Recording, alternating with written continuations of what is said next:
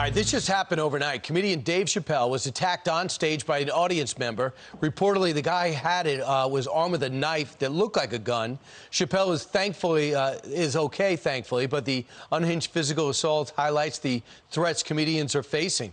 And anybody who's into free speech, like every American.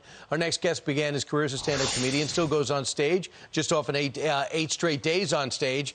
And of course, you're seeing this like we're seeing this, Dave. Do you think anyone could ever go on stage now and not think about Will Smith and now Dave Chappelle? I think, unfortunately, it has to be in the back of your mind somewhere. I mean, yeah, I just finished up 8 nights in 8 cities. It sold out comedy clubs all over the East Coast, about to head out to the West Coast. And it just has to sit there that there is a group of people in America who, for years now, have been telling us that they think that words are violence. So if you say something mean, that somehow is a violent act.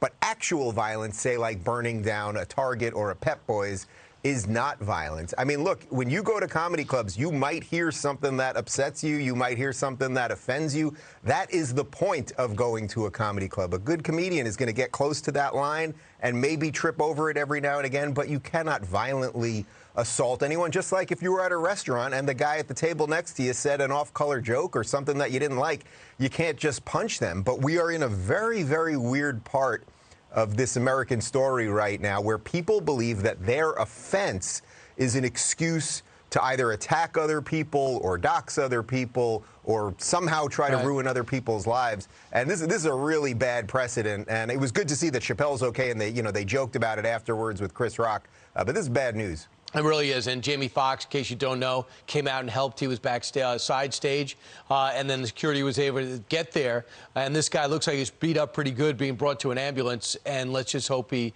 gets the book thrown at him. The other major story that's rocking the country is the brief that was let out, the outline that was exposed and written in February by Justice Alito, will probably be announced in June, late June, but it looks as Roe v. Wade could be overturned.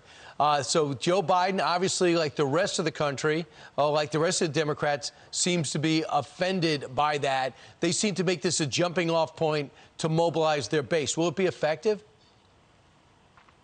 Well, we'll see. I mean, their base is rabid. It's a little hard to tell what the Democratic Party is anymore. You know, is it somewhat of some kind of old-school Democrat thing that Joe Biden fits into a little bit more, or is it just the completely out-of-control progressive woke base? I sense that's the direction of the thing. But to watch Biden and Kamala last night attack the Supreme Court, to watch all of these Democrat senators, Senator Warren and the rest of them, attack the Supreme Court, we can't have our branches attacking each other. And what we really can't have is our branches threatening each other. I mean, this idea of packing the courts, what they're really saying is we do not accept 3 branches of government. We don't accept the separation of powers so that these 3 branches, that none of them can become too powerful. So that's also dangerous. And the fact that this thing got leaked, I mean, that's really the part. We have to find this leaker, and they have to be prosecuted to the fullest extent of the law.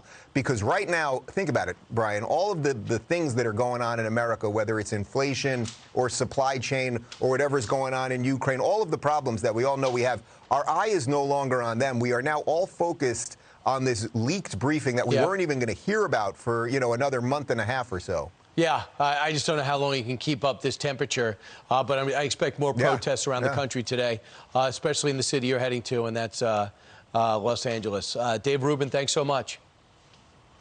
Thanks, Brian.